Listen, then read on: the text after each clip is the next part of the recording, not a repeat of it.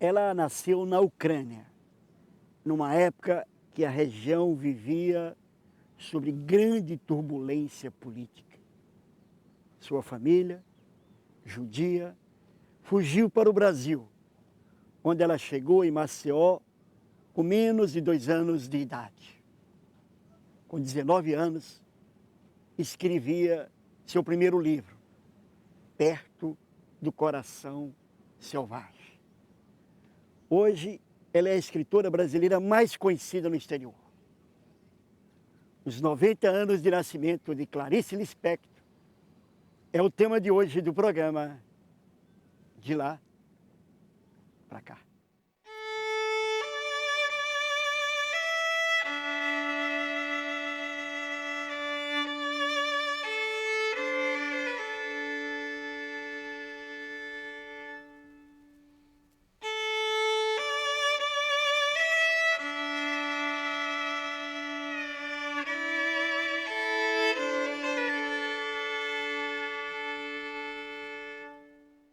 Clarice Lispector nasceu na Ucrânia, morou em Washington, morou em Berna, morou em Nápoles. Mas 2 cidades são definitivas na obra de Clarice, o Rio de Janeiro e Recife. O Rio de Janeiro aparece sempre, é o Leme, é o Olaria, é o Jardim Botânico.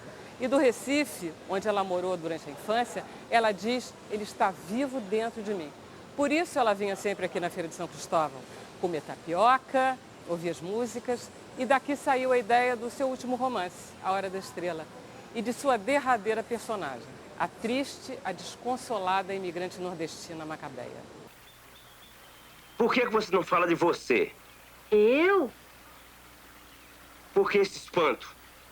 Gente fala de gente. Ah, mas eu não acho que sou muita gente. Se você não é gente, o que é que você é, então? É que eu ainda não estou acostumada. O quê? Você acostumou com o quê? É que eu não sei explicar. Será que eu sou eu? Beth Goulart é Beth Goulart, uma atriz querida que pesquisou, escreveu, dirigiu, produziu e interpretou o monólogo Simplesmente Eu, Clarice Lispector. Tudo bem? Olha aqui, fala, o que levou você a essa paixão por Clarice? Enfim, fala dessa relação de amor sua com Clarice. Eu acho que a primeira impressão que eu tive quando li Clarice foi a identificação. Eu me identifiquei tão profundamente com ela, talvez por esse impulso criativo tão forte que ela demonstra e demonstrou nesse primeiro romance que eu li, que foi Perto do Coração Selvagem. Né? Esse personagem Joana, que é uma mulher, uma menina que depois vira uma mulher, que não se contém em si mesma, ela quer descobrir o mundo, quer colocar para fora tudo o que tem dentro dela, né? O olhar que ela tem sobre o mundo e que a leva a ser tão criativa. Eu vivi exatamente isso na minha adolescência. Estava descobrindo meu mundo interno e descobrindo meu lugar no mundo externo. Então, essa identificação com esse impulso selvagem que leva a gente a criar, a se apaixonar pelas coisas, a ir em busca de respostas, né, em busca do nosso lugar no mundo, talvez tenha sido o meu primeiro movimento de identificação com a Clarice. E a Clarice fala muito sobre isso, fala sobre identidade, sobre o mistério do espelho, né? Então, todos esses caminhos que a Clarice me apresentou foram caminhos tão sedutores que eu fui totalmente capturada pela literatura da Clarice e fui cada vez mais descobrindo uma infinidade de possibilidades dentro dessa literatura.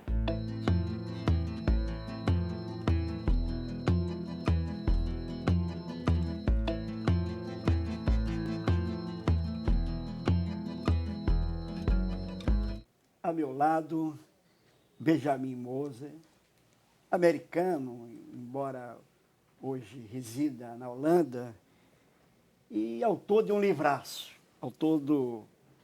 de um livro definitivo sobre a Clarice. Tudo bem, Benjamin? Tudo ótimo. Tudo em Marcelo. paz aí? Tudo.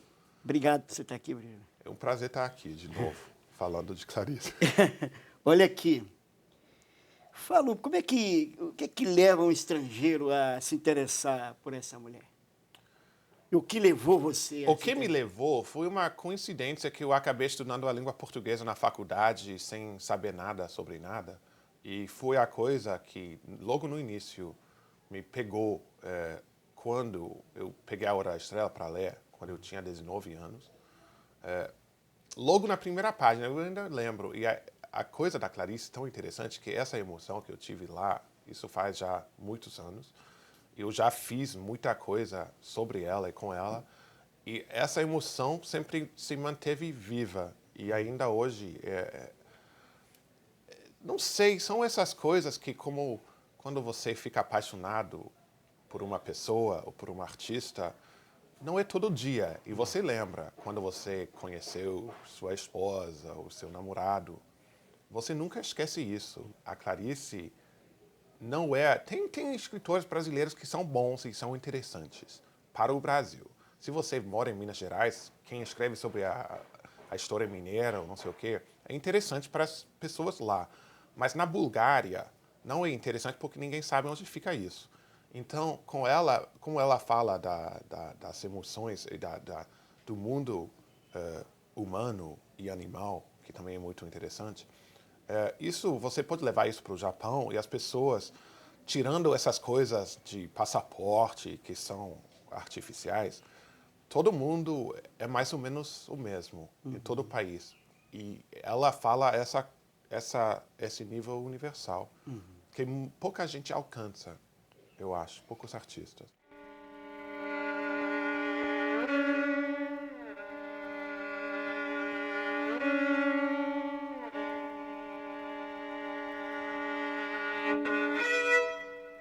A escritora Nélida Pinhon foi muito amiga de Clarice Lispector e tem uma história ótima que eu queria que você contasse como você entrou em contato com ela.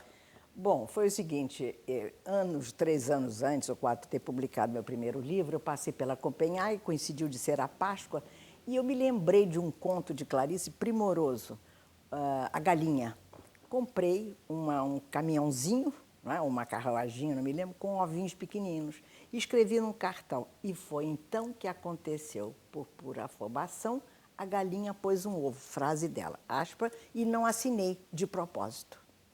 Deixei na casa dela, ela morava em Ipanema, perdão, no Leme, deixei na portaria. 2, 3 anos depois, uma querida amiga, Nélida Helena, de comum acordo com Clarice, teria pedido a Clarice de me receber sem que eu soubesse. Saí com Nélida Helena para nós jantarmos, de repente ela disse, preciso parar num instantinho no Leme. Eu disse, claro, vamos, eu estava dirigindo, ela, não me lembro. Paramos, ela disse, vem aqui, eu pensei, engraçado, a Clarice Lispector mora nesse edifício. Subimos, ela tocou a campainha, abriu a porta, era a Clarice. Entra-me, minhas filhas. E aí começou a nossa amizade. Ela já era considerada uma grande escritora. Como é que ela era nesse cenário? Olha, nesse cenário, ela já tinha publicado A Maçã no Escuro, que provocou um movimento muito grande, que a desagradou muito pelo preço. Foi o livro mais caro que tinha saído naquela época. Ela ficou muito indignada de estar, quer dizer, a sua obra vinculada a um preço exorbitante, e não pelo valor da obra em si. Ela ficou muito, mas ela já era mais conhecida pelos contos que saíram publicados às vezes na revista Senhor, que foi uma revista muito elegante, muito bonita, e que foi publicando Clarice pouco a pouco, quando ela estava nos Estados Unidos casada com Mauri Valente, Gurgel Valente, diplomata.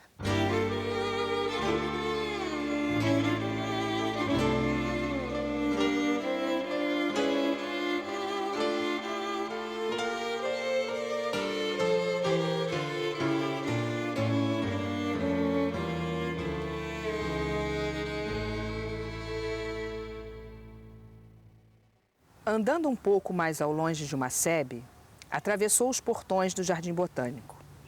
A vastidão parecia acalmá-la. O silêncio regulava sua respiração. Ela adormecia dentro de si. Muito bom. É a cara da Clarice, né? É a cara da Clarice. Tereza Monteiro é professora de literatura, ela escreveu uma biografia da Clarice e outros trabalhos sobre Clarice Lispector. O que a Clarice tem de diferente dos outros autores, para todo mundo se apaixonar? Eu acho a Clarice muito visceral.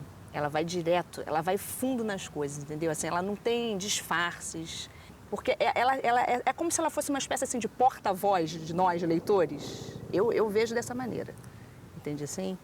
Ela é uma espécie de porta-voz. Então ela vai falando dessas coisas e ela vai falando naturalmente, assim, naturalmente. Isso está no nosso cotidiano, entendeu? Coisas como, por exemplo, ela estar no Jardim Botânico, para ela estar nessa natureza aqui, dentro desse lugar e simplesmente ficar aqui, se deixar ficar nesse lugar. Não tinha preocupação com hora, com tempo, com compras, com dinheiro. Quando você se permite, como ela diz, o ato gratuito, o que foi o ato gratuito que ela escreveu na crônica? Ela estava em casa, cansada de morar no apartamento, cansada de ter a rotina que ela tinha. Aí, sabe o que ela fez? Ela se arrumou, pegou um táxi e veio para o Jardim Botânico. E chegou aqui no Jardim Botânico e ficou simplesmente sendo, como ela falou. Não querendo saber, né, de toda essa rotina que ela tinha, que ela vivia. Quer dizer, o mais importante era isso. A Clarice fala muito, ela traz para a gente, para os leitores, assim, essas pequenas coisas do cotidiano que passam despercebidas em função disso. Então, assim, o tempo todo é assim, por que você vive? Por que você está aqui?